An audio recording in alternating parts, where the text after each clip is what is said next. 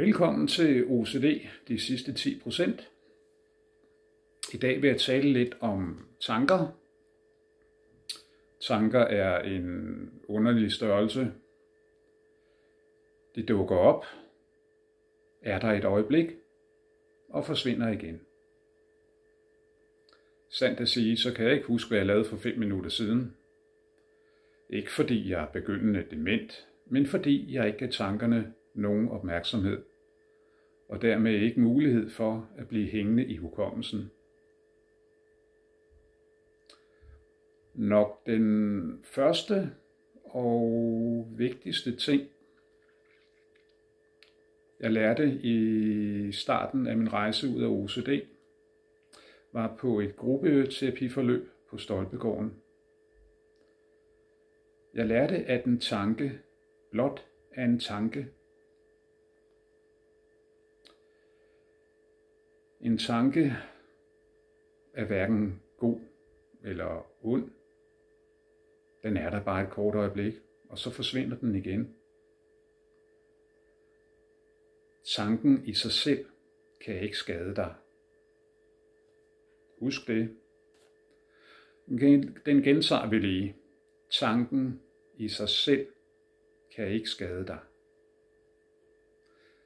Det er din reaktion på tanken, der fremkalder panik, rædsel, ubehag, måske ligefrem terror.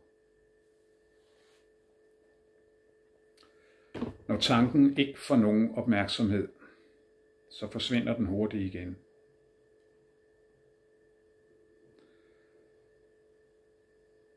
Mine egne tanker og OCD.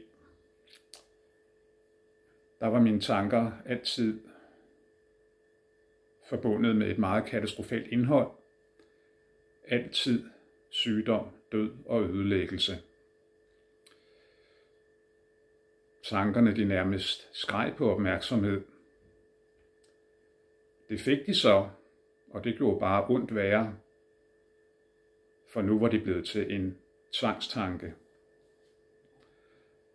Tvangstanke, der kun ville gå væk, og jeg havde udført alle mine ritualer på den helt korrekte måde og den helt korrekte udførsel.